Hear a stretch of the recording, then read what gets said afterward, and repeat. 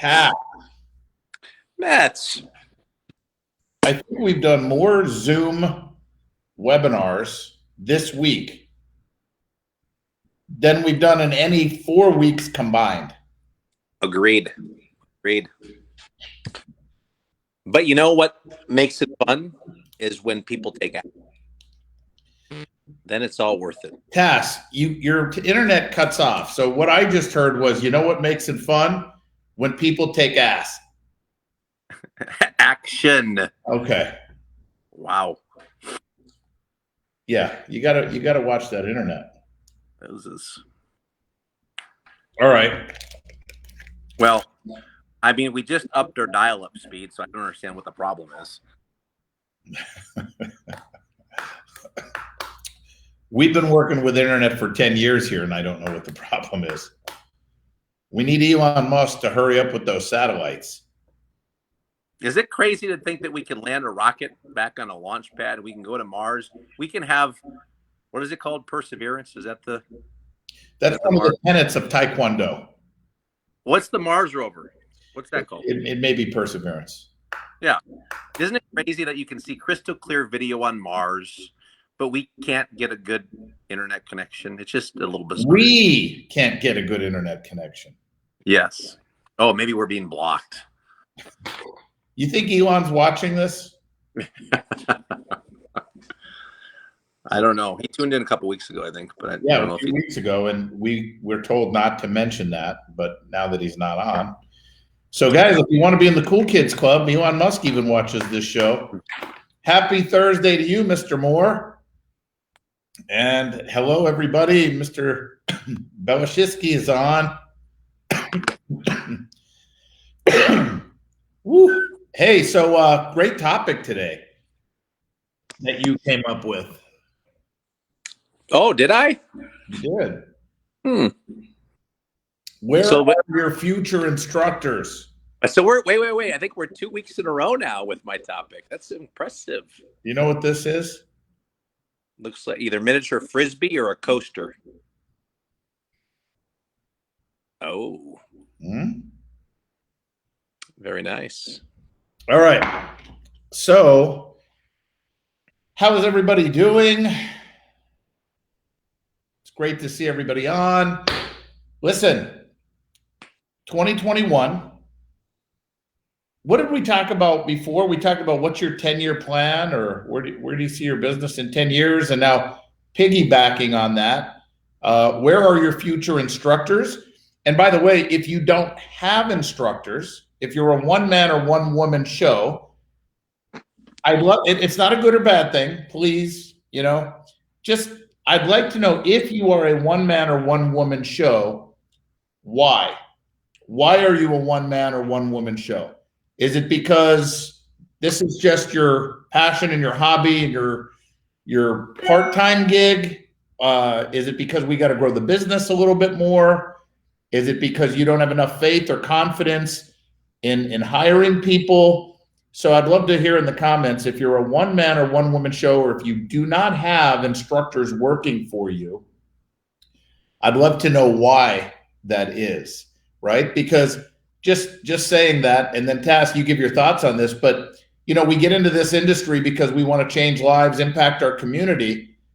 Look, you can impact a student, right, by teaching them martial arts. But would you all agree that you would make an even bigger impact if you got somebody into martial arts and then gave them a career in martial arts where they can find their passion like you did and make a great living in the martial arts business, right? I mean, I would agree. I would think that that's a bigger impact, right? So let's just see. Oh, my consultant hasn't told me I can hire anyone yet. Nathan Halama, do you work with? That's not me. Oh, Mr. Klingenmeyer then, or Parman, one of them, right? Well, sir, that could be the truth. If you can't hire anyone yet, I'm sure there's some reasons. Because my studio is so small, you literally, here, let me just do this. Because my studio is so small, you literally have to go outside to change your mind. Very good. Well, lucky for Tass, he wouldn't have to go outside to change his mind. That's right. He'd be able to fit in your studio. Come on, Tass. This guy. Too small, and honestly don't know what to do as far as staff. Good answer. Let's see here. One-man show because I didn't want employees to hassle with. Now, as a Maya member, I want to provide opportunities for people to choose this terrific path. Hey, Mr. McGraw, this is a great thing that I want to come back. And Mr. Blackman, how are you? Can't afford to not hire staff. It's possible, right? We have a few part-time assistants, but only one full-time instructor. So I believe, do you see that on the screen, Tass, the comments, or no? No, unfortunately not. This have it.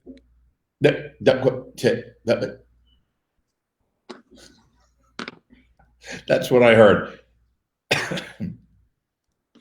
No, I cannot. All right, so Tass, why don't you expand on this? Because I think this is a big reason. Mr. McGraw said, one-man show because I didn't want employees to hassle with.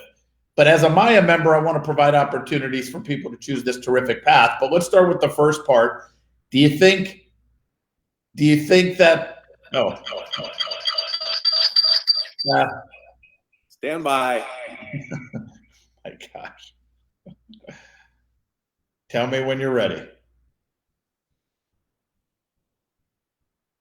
Just give Tass a minute, everyone. It's his first time using a computer. And let's just look at some of these, but I'm going to come back here while we're waiting for Tass. It's hard to give up control. And Miss Herkey says same. Hard to give up control. I have hired one, and I'm working on training more. All right. Let's talk about this. Mr. Silverman just walked in, but we're live. So let me bring Tassoul back in. I go right into another live right after this. Yeah, maybe. Okay. Tass, you there? Can you hear me? 45 minutes. Yes, you're there. Can you hear me? Yeah, I can't see you, but I can hear you. I didn't know if this was a better connection or not. All right. You don't look better. You look sickly. Thank you. You look dark, a little pixelated, but we can hear you. So listen, here's the thing. I don't want to have the hassle. One of the things, I don't want to have the hassle. It's hard to give up control. I have staff, but I'm trying to figure out how to get more and maximize what I have. But let's go over this. What do you think of the reason as far as I don't want to have the hassle of dealing with staff? Well, it could be a pain pleasure thing. I mean, here's the thing, you first of all, I guess we could look at a couple ways. When you have the right staff and the right systems, you can really have fun in this business, in this industry, right? And will we have staff challenges? Of course we will. But I always like to think about the list of challenges that I have, and if I can replace that list with a higher level challenge, then I'm on the right track. So right now in your school, you may not have employee challenges, but you have student challenges, right? And so as you move forward and you are ready for that first employee, whoever that may be, potentially could you have employee challenges? Of course, we all have them. It's how we deal with them. And this is the importance of bench strength in the school. The challenge is you're trading off employee challenges or potential employee challenges for other types of challenges. For example, when you want to go on vacation with your family, that becomes a challenge because you can't leave your school for a week potentially unless you're going to close your school. And maybe you've got somebody in your school that can assist or volunteer and they can cover that week. But the problem with that is that typically when that happens, because I've done that in the past, you're just thankful you have someone to open the door, have someone there, a warm body on the floor for class times, and we may not be getting the results that we're looking for as far as generating revenue, maybe teaching the proper curriculum, all those types of things. So I think there's a lot of trade-offs there as well. So there's the pain of not having staff, right? But that's a pain. There's a pain of the not having staff. There's pains that are associated with that, because I think you're limited and handcuffed in what you can do with your business. And the reality is we can only take this so far as an individual.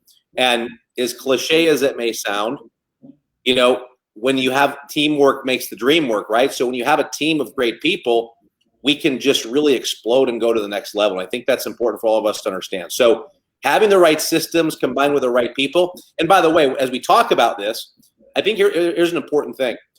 You could have the right systems, but have the wrong people. And I think that's where the staff problems come in. And this is why when you're out and about, maybe you're at Starbucks or you're at a restaurant, and you see someone who's got a personality and wit and charm and all the things that go with it, it's easy to teach them the business systems. What's hard to do is take the business systems and teach that to somebody who doesn't have the wit, the charm, the charisma, you know, and the personality. And I think when we're looking for people, we're obviously looking for people with that personality, because they become an easier and a better fit for our school. So that's what I would say about that. You know, we actually, when I went from just myself in the school to hiring, we absolutely grew because we can work together and we can get more things accomplished. So I think it's about having the right person, number one, or people, number one, and then having the proper training system to go along with that. That will make your life so much easier. And here's a quick story. And you're right, as far as the hassles or whatever. I remember when I opened my third location back in 2002, I want to say 1 or 2, Silverman and I were not business partners then. And I left my headquarters school because I wanted to help that third location get going. But I promised myself I wouldn't jump on the floor, because if I jumped on the floor, it sets a standard. But I told Mr. Nick Peterman at the time, who I had opened that school, he was the instructor. I said, look, I'm going to work the office for the first couple months just to get students going. And then we're going to hire someone, because the office transition I felt was going to be a lot smoother than a transition off the floor with an instructor.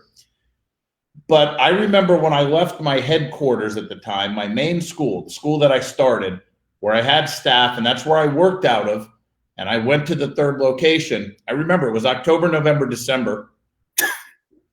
And I had signed up. I was signing up because I was at that location. Even though I had a program director there, we were signing up, I want to say an average of 12 to 13 students a month. I mean, you know, not these huge numbers. When I left that school, the first 3 months that I was gone, they signed up 3. Not 3 students a month, 3 students. And I remember Silverman and I were becoming friends because we were doing some stuff with Maya. We started doing stuff with Maya. And I said, I got to get back over there. He goes, don't do it, man. Don't go over there. Train them. Just keep working on training them. Meet with them in the afternoon. Don't go back over there. If you go back over there, you're going to go through this process again eventually when you want to phase yourself out to oversee these locations. I said, man, okay, I'll try still. And I kept working it. It only took another 2 months, month or two. And then all of a sudden, they got back on their feet. They found their footing. They weren't using me as a crutch. And the rest is history, right? And here we are today, where I have a great team. And that team is I would say, in the operations, is, as far as execution, better than I am at it, because they're in it every day. And we provide unbelievable training. But if you want to maximize your business, you've got to find people. And now the theme of this is, well, where are your future instructors or your future staff members? Here's my advice to everybody. Remember who you are. The majority of you, if not all of you, you opened a martial arts school not because you love martial arts and you have no martial arts experience.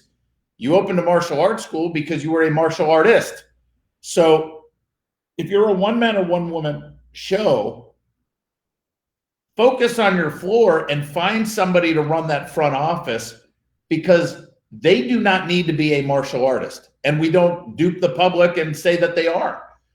We need somebody who is organized, who has a good personality, who has some sales experience or understands sales, that will understand your program.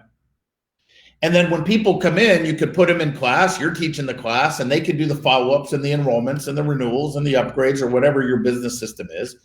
And get that person in that office first so you can continue doing what you signed up to do, which is teach martial arts. Then the next person is we want to find an instructor, and they are much harder to find. Instructors are harder to find, but I'm going to throw this, before Tass, I throw it to you. We just have a couple things here. Let me just see. Mr.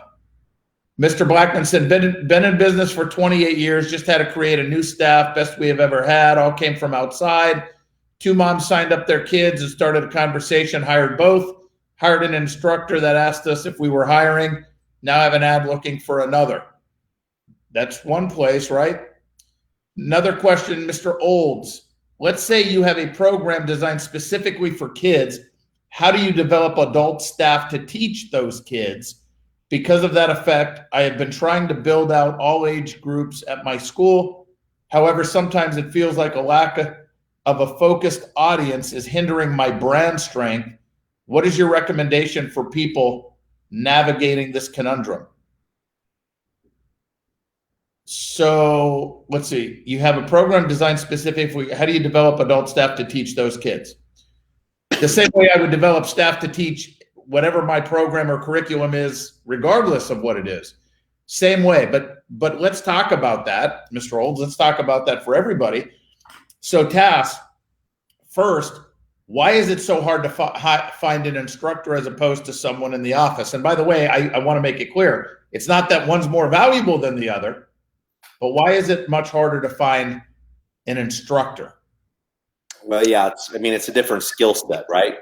So that's part of the challenge. And so you want to, when we're talking about martial arts, you need someone with a skill set that not only knows the martial arts, but is able to teach that martial arts. And so, and I'm just going to go back to level 0 from a scale from 1 to 10. Remember this, that 2 things. Number 1, do you have a curriculum from white belt to 3rd degree black belt, number 1? And that might be a obvious, well, of course we do. But I know back in the day when I was teaching, I had an idea, and I'm like, I'm just going to teach these guys this today because of what I felt like teaching. It's what I felt like doing. And when it's time for testing, all I did was test them on the things that I went over with them for the previous 3 months. But it was really never a curriculum. And at the end of the day, it's interesting when you watch and you would see black belts that would come out the other end, that you could see the difference in what I was working on with those people over the course of the 3-year journey and how everything kind of evolved. But the first thing I would tell you, that's not a way to run a business, by the way. That was more of a hobby, I guess, that you would look at it. So you need to have a curriculum, number 1, because when you have a curriculum, the other thing that I would tell you is this: you can streamline your curriculum and you can fast track people to be. Now, this is going to be controversial, but I want you to understand, you can fast track people to get to a level where they can help on the floor. I won't tell you black belt, but to get to a level that they can help on the floor. And a lot of curriculums, I'm going to go through this, but a lot of curriculums are horizontal in nature. In other words, for us, here's a boxing combo, here's a form combo, here's a self-defense, here's your kicking combo. Well, mentally, I think it's very challenging for people, if you want to fast track somebody, here's all the white belt curriculum, here's all the yellow belt, here's all the orange, here's all the green, so on and so forth. Instead, once you have your 4 key areas, and I gave you ours, whatever yours are, 4 or 5 key, whatever your key areas are of your curriculum, instead I would take that horizontally and I would flip it vertically. And I would say, okay, here's all of the kicks. Here's all of the hand techniques. Here's all the self-defense techniques. Here's all of the forms or form combos or whatever you're doing. And I believe when you can deliver it that way, you can get somebody up to speed pretty fast, especially if they're somewhat athletic, and be able to get them to understand what it is that you're doing, because now your mind is just focused. Okay, these are the kicks that we're working on.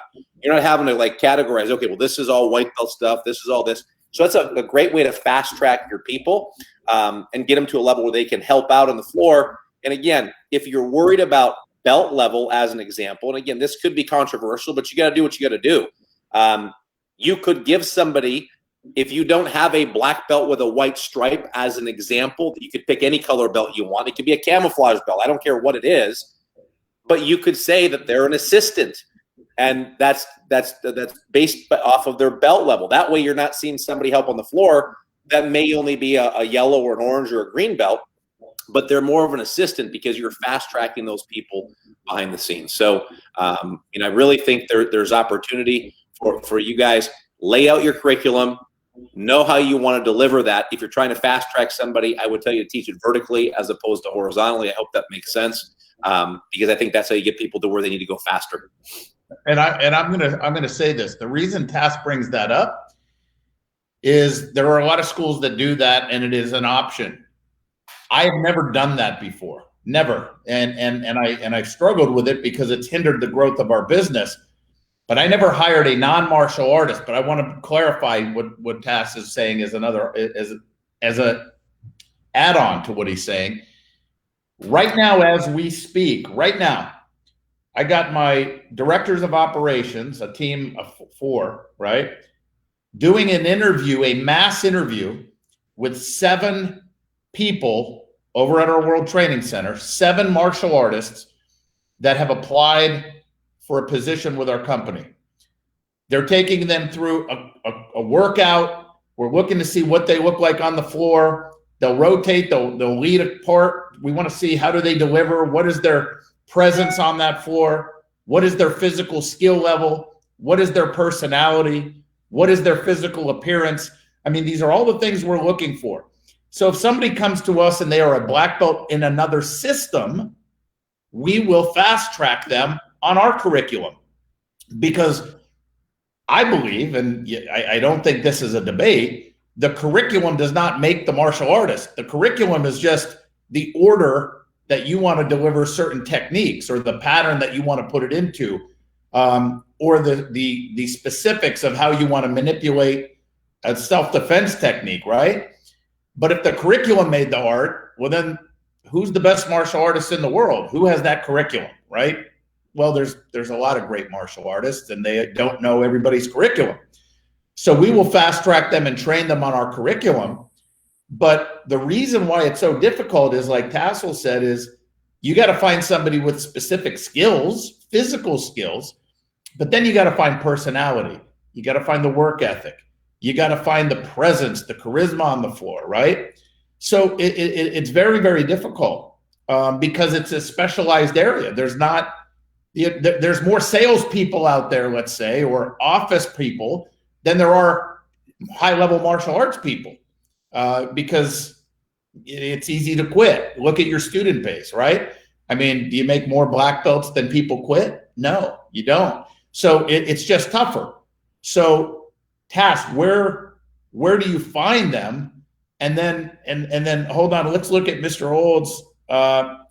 My point is that the curriculum that will be engaging for young adults, college student, is very different from that which entices children. But children can't teach classes, and they tend to drop out when they get older without that more mature curriculum. Let me just address that real quick. That is a problem in martial arts, period. The majority of people in the martial arts industry, there are some schools out there that only cater to adults, that are an adult-oriented school. But the majority of people training in martial arts are kids. And when kids start when they're younger, and then they start hitting those teenage years where they start dating or working or playing sports or whatever, yeah, we lose a lot of them. There's a culture you have to create and a vision you have to create for your young students and your black belts when they get to black belt to keep them engaged and get through that hump, which is a whole different story. So it's not easy. But Mr. Olds, you're talking specifically, I think, how do I get my students to come up through my school to eventually become instructors? Well, that's the perfect world scenario. But Tass, where do we find instructors if we have that issue where, God, I have the perfect instructor, but he's only 10 or she's only 10. I got to wait 5 more years, 6 more years before I can bring them on. You cannot let that stifle your business. So where do you find them? Well, we just hire them at 10 and we let them run the school. I mean, that's what we do. Well, that's Wisconsin, though. Yeah, that's Wisconsin. No, listen, I think there's a good, better, and best system, right? I mean, ultimately, I think everybody would agree that the best way for us to find those staff members is internally. And just like you would for a professional team, you have a farm team and you raise them up and you have black belts in your school. that you can go ahead and pull out and have them become an instructor. And this is me defending what I said earlier, because I was giving you guys worst case scenario. So that's the best way to find an instructor, right? And then you're going to say, well, great, but sir, we don't have that. We don't have anybody that's an adult. Or you might say, we have adults, but they already have a job. Then my question to you would be, okay, well, do they have a job or do they have a career?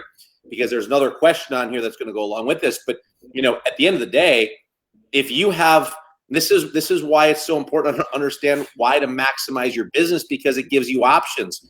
If somebody had the opportunity to make an arbitrary number, $40,000 a year teaching martial art lessons for you, or going and working at the mill making $40,000 or $50,000 a year, which one would be more enticing? Now, I would think it would be teaching martial arts, because it just seemed more fun, because I was in a mill job when I was 16. I put the tops of tuna cans on the little cardboard cylinder, and when the lunch bell rang, I literally walked out the door and never came back in.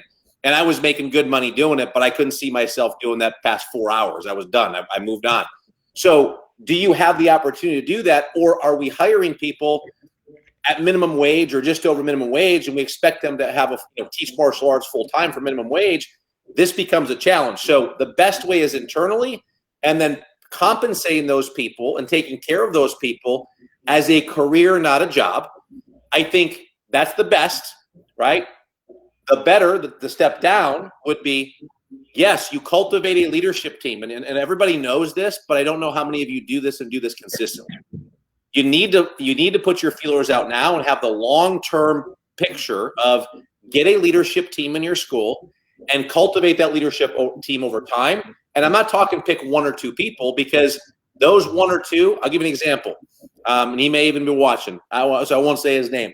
But we had a student who was amazing, did a great job. He was really coming in to be a great martial artist and a great little instructor. He was 16 years old, and they relocated. And we lost him. He was an assistant instructor in our school. And so, these types of things happen. This is why you need to have a team of 10, 15, 20 people that you're training to become leadership. So yes, over time, not all 10 or 15 of those people are going to have a career with you, but maybe that's where you find your one or two. And every time you have a crop of 15 or 20 of these leadership students go through over 3, 4, 5 years, you're going to find another instructor. So there was the best way. That's the better way. The good way, right, is if you don't have options, you say, well, those don't work. Well, you can take somebody inside your school, which is what I was saying, and fast track them. Or you have to start looking outside of your martial arts school. And I will tell you, and this is where Metzger, I will say, has an advantage, or for those of you that are in bigger cities, typically can have an advantage, because statistically, there's more people doing martial arts. There's more martial arts schools. And there's not a lot of schools that are trying to hire. So if you're one of those schools in a big area and you're the one out there trying to hire people, and he's got 7 people that are coming through for an interview right now, essentially, it makes life a little bit easier. But you also have to think big and say, okay, well, my market just isn't Appleton, Wisconsin. My market's the entire nation. And if I find a gem and somebody who was working at a different martial arts school and they got displaced in the industry, maybe the school closed down, and I interview that person, I'm like, these guys are unbelievable. Well, I also need to be in a position financially where I can pay to relocate them, get them to come to my town, get them to teach, and teach them pay them a handsome salary to be able to do that if I find that gem. So, having ads out, which for a lot of you may not want to do that, but having ads out for instructors and program directors, you need to do that. You don't have to hire everybody. But it's an interview, it's a phone call, it's an application. And now you have a Rolodex of people that if you ever do need somebody, for those of you that have staff and then staff leaves, if you ever need somebody, you go to that Rolodex of applications, and at least you have names and numbers you can start to call of people to try and get somebody to come in and take over that position. So I think those are the 3 different facets. Obviously, internally is best, raising them for the future, and then if need be, going outside the 4 walls of your school and trying to find either another black belt somewhere or a coach or whatever, and then get those people trained in. Question here is, what would you recommend as a baseline organizational structure for a school from 100 to 300? Front desk, managers, teacher ratios, teacher to student ratios, etc. Okay, let me just tell you, because I just happened to, well, my daughter both of my daughters are taking class in one of my schools, and that school is 200. They're up to 285 active. They were 317 or something pre-COVID. It's 2,000 square feet. They will be moving in June. We purchased the building, and they're going to be moving into a larger space. But they've been running that many students in 2,000 square feet. At that location, there are 2 full-timers and 2 part-timers. But there's always at least 2 instructors on the floor, always, at least 2, always. So typically 2.5 people is a great formula, up to 200, 250, depending on how strong your systems are and your class schedule. I want to make that clear, your class schedule. However, if you have a part-timer, what I don't like to see is when you have a part-timer, like, well, I have a part-timer that works Monday, Thursday. This one comes in on Tuesday and Saturday. This one comes in Wednesday, Fridays. That doesn't look good to your customers. The rapport is not as clean. So to my customers who come in every day at 4 o'clock, or in this school, it starts at 3:30. Classes will start at 3:30 or something. When they walk into school, they see the same staff, like as far as the 3 people. I don't have a front desk, got rid of all front desks over 10 years ago. Don't need a front desk. I need an office with a program director, a head instructor, an assistant instructor, 2.5 people, full-time instructor, full-time program director, part-time assistant. However, this school may merit a full-timer because we have a school 2.5 miles, 3 miles down the street. Tass knows this school. That school is 2,000 square feet. They are at 300 students. By the way, Tass, check this out because I just met with the head instructor there. They did 40 nominations last month for upgrades, 40. And they have this month set. They had a record February. So that school is rocking, but that school has 3 full-timers and a part-timer. So that's 3.5. You got to learn how to maximize. Here's the thing, guys. You don't need 10,000 square feet. You don't need it. You don't need 5,000 square feet. You need a good class schedule, a good pricing structure as far as how you present your pricing, and you need to know what programs you want to offer in your school.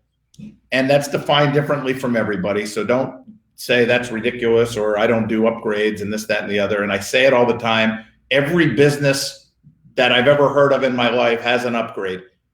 Every business. And I don't know why we can't.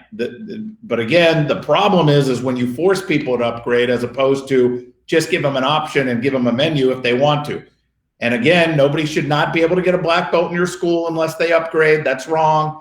So we're not going to get into that. But my point is you should have options for your customers based on the directions they want to go in their martial arts path, which, going back to Mr. Old's question, is this is also how you keep people engaged and get them through the hump because you have different paths they can take. I want to be a world-class competitor. I want to be an instructor.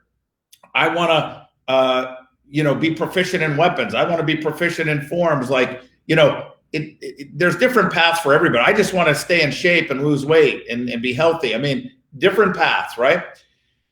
Now, with that though, you should learn how to maximize, because if you know how to generate revenue with your martial arts instruction, and you have like a formula of 2.5 people, what you can now do is give the majority of the revenue to those people so they have real careers. But if I'm running, I have all these part-timers and, I got these full-time and I can't pay anyone really well because I'm hiring all these people to do the job. I never hire 2 people to do the job of 1 person. Never. I'd rather hire 1 person and give them all the money that I would have given to a second person to make this more of a career for that person. And then it's about training and systemizing. I mean, that's what it is. And then, by the way, I want to just I want to go to this, Mr. Weaver. You said people think that the superstar martial artists are the only ones that can teach it. I disagree. Well, I don't know who thinks that. I don't know who you're referring to, because I absolutely don't think that. When I first started, when I started hiring staff, I've mentioned this. We had Sammy Vasquez, Mark Canonizato. These are world, they were world champions. They went into the movie career. Mark's worked with Jackie Chan. Sammy's toured the world, with different acts and music videos. Everyone from Justin Bieber to J-Lo in the background doing martial arts at shows and stuff for their concerts and on the, the Grammys and everything. I mean, these guys were on ESPN. We had the number 2 team in the world. And here's the problem. When you get superstar world-class martial artists to teach, you've set a bar for your students on what your students perceive their instructor should be. And it's very, very difficult to find more people like that to keep that bar high. So I would actually say, don't hire these world champions. I mean, look, if you're a world champion, I'd be more than happy to bring you on board and hire you. I don't want to say that. But I'm saying we don't look for specifically like world champion, high level martial artists, because if they ever move on and you bring somebody else in that maybe doesn't look as flashy, that can't kick as high, well, then your students that have been taught by these people automatically think your quality's gone down when they may not even realize this person's actually a better coach, a better instructor. So I agree with you there. I don't think that's the case. Are there examples of job offers? What is this? Are there examples of job offers to place in Maya Edge by chance? I don't know, Tass. Do you know if we have any? I don't think we have ads in Maya Edge. And the guys are listening, they may run in and correct me, but I don't know. I don't think so. I don't think we have that on Maya Edge job. Listen, to that point, guys, don't let that stop you. I mean, let me just say this. Go on Indeed.com and look for a martial arts job on Indeed. Search like you're looking for a job, and you're going to see ads, and you can start to just use, take words and phraseology that you want to use from those ads to place the ads, number one. Number two, I've said this before. You may have these gems in your own school, and we don't have the right set of glasses or the right lens on, right? And I say this all the time. When you go out and you buy a new vehicle, all of a sudden you see your vehicle that you just bought everywhere, right? It's like the reticular activation system goes off in your head. Like, well, they were always there before, but now you're just noticing that they're there. Well, the same thing I think can happen in our martial arts schools. Is like the potential, the mom that could be a program director, the adult mom or female that's on the floor that could be a programmer, that adult that could be a martial arts instructor and have a career with you. A lot of times they're there, but we're just not looking for that. We're looking to just get through our day and teach our classes. So that's the other thing I would really encourage everybody to do is really step back for a second, take a look at personalities, look at people. Is there anybody in here, right, that could have this position? And then sit down and have a conversation with them and just say, hey, I'm just curious. Is this something that you've ever thought about? Would ever be of interest to you? And open the dialogue. And all of a sudden, just like Mr. Blackman said, enrolled 2 new families, talked to the moms of the new students, and it was a great fit for them. And now they're employees in the school. So, and I know we're talking about instructors specifically, but just conceptually think about, having that different view and wearing the different lenses. So Mr. Weaver has a question again, and I'm going to get down to your questions here. Internally, would you keep the salary separate from the membership fees, and would you require them to maintain a membership, when you hire someone? And it's funny because my chief director of operations, literally, here's the text message, if you can see that, Friday at 2:59. Sorry to bother you, but I need your input on a policy. They may not need to wait until Monday if you're okay with my proposal. We talked about when employees stop paying tuition, but never really solidified a policy. Tell me if this sounds okay. But I'm not going to share that. That's internal proprietary information. Next question. I'm kidding. So here's what we did. Now pay attention to what I'm saying so I don't lose you on this, but part-time employees pay tuition for the first 12 months after hire or until they are promoted to a level 2 assistant instructor, whichever comes first. This will hopefully motivate level 1 assistant instructors to fast track their progression, and full-timers will not pay tuition. So we have a whole corporate structure. And by the way, Metz, just to clean that up a little bit, right? Full-timers do not pay tuition, and I know this to be true. after the first 60 or 90-day evaluation period, and we know they're going to stay on. Right. Anyone that comes on board, we do a 60 to 90-day trial period. Make sure it's a good fit for us, for them, and training process. So they're still paying fees if they're on board. But we have a whole corporate structure. So when you come on, you're a level 1 assistant, and there's a job description and responsibility with that. And when you get to a level 2, that's when your tuition would go away. And that can happen in 3 months, potentially, right? It just depends on the individual. We provide all the training. So that's just our deal.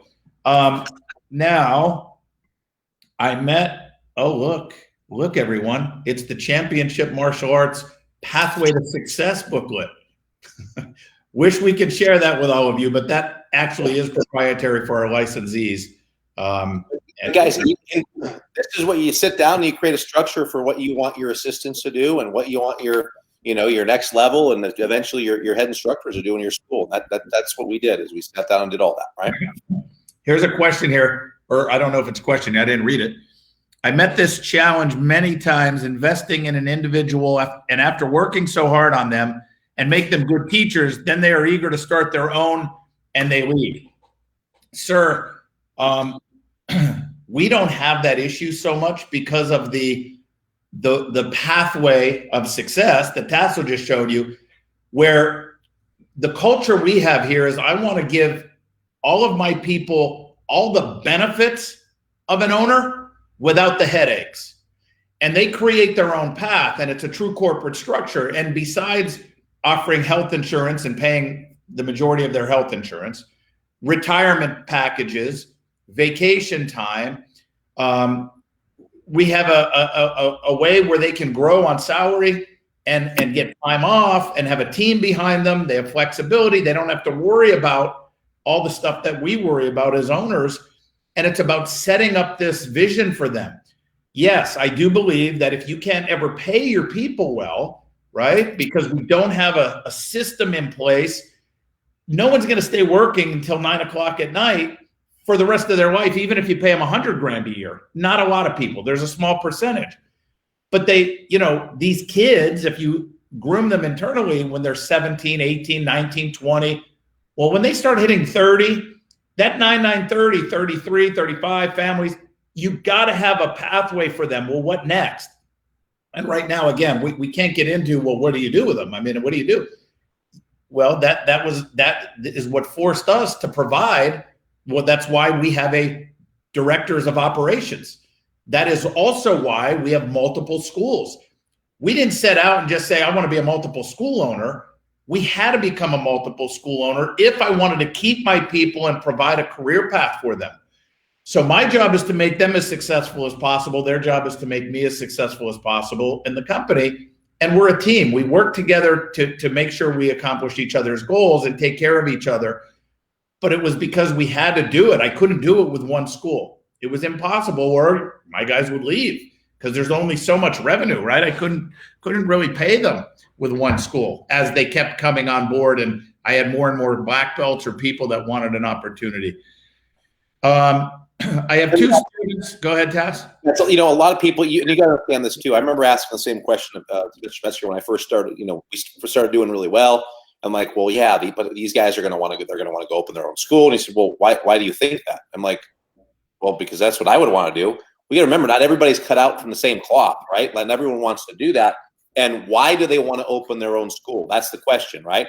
And is it a pride thing? Potentially.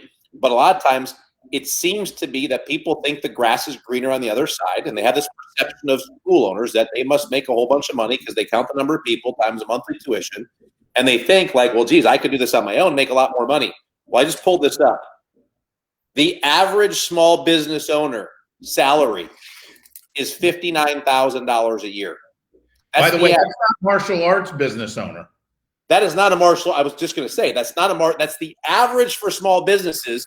And we know as a small business, martial arts on that scale, we've got unfortunately, we've got a long way to go as an industry to get to that level. So if you're, to Metzger's point, if you can take care of your people and you can pay them, they're going to stay because they don't want the headache. And this is another reason why why we like to maximize revenue in our schools, so that when we do open a location, we can put $80,000 to $100,000 in a build out where they can't compete with that. There's no way they're going to compete with that. And so now they need to go 80 or 100 grand. They got to build a team. They start from 0 students, move on up. They can do it. Or let me show you this pathway on how you can get to the level of income that you want to earn, where you don't have to worry about payroll. You don't have to worry about any of the other things. You just got to come in and do your job. And I think that's important to understand, is if you create that pathway for people, and it's not going to keep everybody, but you got to know the reasons why people are wanting to leave. I think it's important to understand. By the way, it's also important for you to understand that it is a normal progression of thought for a martial artist to train, get a black belt, think, if they want to stay in martial arts, think, man, I'd love to be an instructor someday, become an instructor, and be, man, I'd love to own my own school someday. That's a normal progression of thought, because nobody showed them another way, and that's the problem. You got to show them that there is another option. But hey, we sold 2 schools to instructors that were ours that wanted to be owners. Have at it. You're in the school, you're doing great, you've been running it, you want to buy it, you can buy it. I mean, we'll give you all the options, but 95% of our people choose to stay with the team, in the company, because it's especially now with what we have going on. Very quickly, let's just see. Hey, so is it Heimlich? Charles Heimlich. I have 2 students. I can't get anyone to come in or even call me. I charge $169 a month. I use Maya now for 2 months. I have a beautiful school. I need to know what else I can do. All right, Mr. Heimlich, here's what you can do. Let me be very clear on this. Having a beautiful school makes an indirect impact on your business, not a direct impact on your business. You can have gold mats in your school, and at the end of the day, if we don't know how to present, if we don't know the proper follow-up systems, the proper phone call procedures, it doesn't matter what we have, right? So here's what you can do. Please do this, because we'll help you. There's no charge for this. We're here to help. Private message Shane Tassoul or myself or Kurt Klingenmeyer or Adam Hart, any one of us. We'll schedule a 20-minute call, and it may go an hour. I mean, it just depends. And we're going to ask you some questions and then figure out what the issue is there and why you're not getting people to come in or call you back. Okay. And yes, we have an online platform on how to teach this. It's My Edge. My Edge is a resource center. I mean, we have phone call scripts. We have intro processes, enrollment processes, ad slicks. I mean, everything for your business is on there. And Mr. Heimlich, here's what I would also tell you to do. Right immediately after this, we have our 5-day lead challenge. If you only have 2 students, you need lead inflow. And so I would tell you to get on that, because the videos for day 1, Monday, Tuesday, Wednesday, are all on there. So you can go back and watch those videos. And that's going to give you more of the how-to using the My Edge Resource Center and how to actually go out and implement some of these things. So you need to start getting lead flow coming to you. I'm not sure if you're doing, without getting into a bunch of stuff, the pricing structure that we have on My Edge, there's a lot of resources for you to use, but I absolutely would jump on the 5-day lead challenge and go back and preview the videos, because we could, with what we did on Monday alone, you could go generate 200-300 leads for your school and start getting more inflow coming in. Yeah. That's free. The 5-day lead challenge is free. And we're going to have to jump off soon, because we're going right into the 5-day lead challenge. It was 5 days in a row. Tomorrow's the last day of that. But also, guys, look, let me just put this here.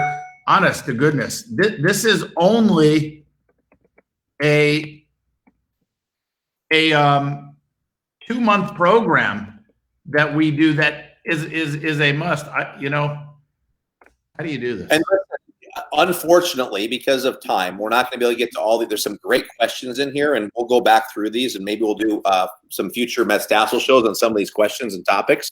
But some of these questions, you guys, if you want to, reach out via Facebook Messenger as well. We can help you with that. And just know that some of these answers to these questions are not 5-minute answers. They're not. And let me just hit a couple. Miss Haskell. So our issue is hours. We post the hours, but after a few weeks, they're shocked they have to work till 8:30, 5 days a week, and start looking for another job. This is our front desk program director position. Yeah. The worst part about what we do, it's the best job in the world. The worst part about it for most people are the hours. So if I ever get somebody for a front desk or program director position that has young children and they're like, nope, it's not a problem, it's not a problem. I say, look, are you sure? I mean, you're not going to be home for dinner right now, at 5, 6 o'clock. You really need to think it through. And sometimes people are coming to you saying it's perfect because they just need a job. But you got to make sure that you really paint the picture of the worst case scenario. That's what I do in every interview. I want to paint the worst case scenario. Go ahead. And listen, I say this, right? But he'll say, well, no, I'm not necessarily not, but he's in a different place. He's got a great team and they're always looking for people. But sometimes what we do out of desperation is when we get someone on the line, we're like, oh, I got someone for program director. We literally will sell them on the reasons why they should be a program director and overcome their objections. And then the problem is we get them on and then they want to quit because we didn't paint that picture. That was something I learned from Metzger a long time ago. I said, listen, I just had an interview. I said, listen, you could be cleaning up vomit. It's not your kids, it's somebody else's. You got pee, the kids are going to pee on the floor. All these things, there's parent night outs that we do. And if they still say yes to all of that, well, then we may have somebody that's a good hire. So that was a huge lesson for me as well, because I was desperate in the past just to get somebody hired. And that you're not hiring for longevity, you're just hiring for convenience.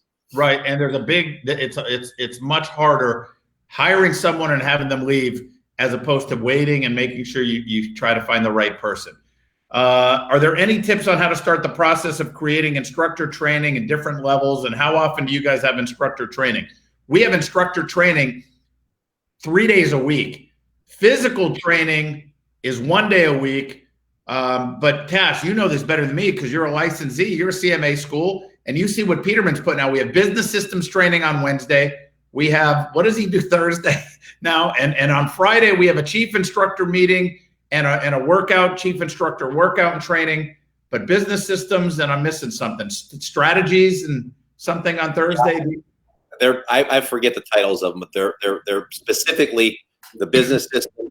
I think it's instructor training, then I think it's a chief instructor workout, but I'm not 100%. But you have to know what you want to deliver and have the system to be able to deliver. Some people say, well, I don't know what I want to teach or what to teach. If you don't have the systems, that's tough. Well, part of those systems are obviously in the Maya Edge Resource Center, and some of those things we go through with consulting. So it's just a matter of trying to piece all this together. I feel bad because there's so many great questions, and we would love to share with you guys, but this could literally be a 1 day seminar on all of these different questions. Hey, real quick, and the corporate structure you guys mentioned. Look, we want to give you all the information possible. So by default, this was not something we advertised, but we have licensees. We've licensed CMA, and some people license with us for just our business systems. Some people take our name and our business systems. Some people want to become a licensee because they want to use our curriculum. It's not a franchise, it's a license. I'm saying this to answer this question. The corporate structure you guys mentioned, can you share it? Well, according to the agreement on the licensing, it's proprietary. It's a proprietary CMA corporate structure, and we cannot share that because it would go against the agreement we have with our licensees. And we have, I don't know the number now, 86 licensees, I think, around the country, and that's great. We love helping people, and some people license just for the business systems, right? And they don't even use our name. They can still be Joe's Karate, but there's a qualification process and everything else. But that's why I can't share that, but we can absolutely talk about it, and we can do that on a future show for sure. And Metz, link didn't work. Maybe it's this shows you how good of a salesman we are. The point here on doing this show is not to sell you guys to sign up for something. It's to help you. Maybe it's Maya Foundation. I thought it was mayafoundations.com. Isn't it? I don't know, dude. I think if you go to mayahub.com and you find foundations, it's on there. Let me just see. Maya Foundations. But by the way, it's a 2-month program. You absolutely should sign up for it. Oh, by the way, it is Maya Foundations. It works. Okay. And the reason why it's called Foundations, Maya Foundations, is we only cover 4 topics that you must have, I believe, to start growing your school on a solid ground here. Here, Mr. Heimlich called them. You will not be disappointed. Maya Foundations will change the trajectory of your school. Mr. Halama, I had 33 students in June. I'll hit 90 by the end of the week. They can absolutely help you. I could not have done this without them. Thank you. Mr. Klingenmeyer, what's up? And college kids are great. We just have trouble keeping them long term. I know, Miss Haskell. It's imperative to have a full-time front desk manager. Almost all schools I've trained at have had someone like that. However, I'm trying to get away with having a team of part-time individuals do this work. Am I trying to do the impossible? Mr. Olds, you're not doing the impossible, but you're doing the temporary. You hire a big team of part-timers, it's only a matter of time before they need to go full-time or they need to leave. And you're putting a Band-Aid on it. So I thought you were trying to keep this a secret. Here you go. Yeah, Perry, it's mayafoundations.com. There you go. And Mr. Fry, thanks for the shout out. And listen, anybody on here, if you haven't jumped in and you want to, it's Maya. You can search the group on Facebook, Maya, MAIA, the number 5, 5-day lead challenge, Maya 5-day lead challenge. And we're going to be jumping on there a minute ago. So if you guys want to jump on, you can certainly do that to get lead strategies for your school for free. I think that's it. I just typed it. Let's see. Maya 5-day lead challenge. It's free. We're just giving tips on how to generate leads. And it was a 5-day deal. Maya 5-day lead challenge. Anyway, guys, it's always fun. Wish we could have stayed longer, but we've committed to doing the free 5-day lead challenge. And we got to jump off. But next week we will be back, and we hope you join us and hope everybody's good.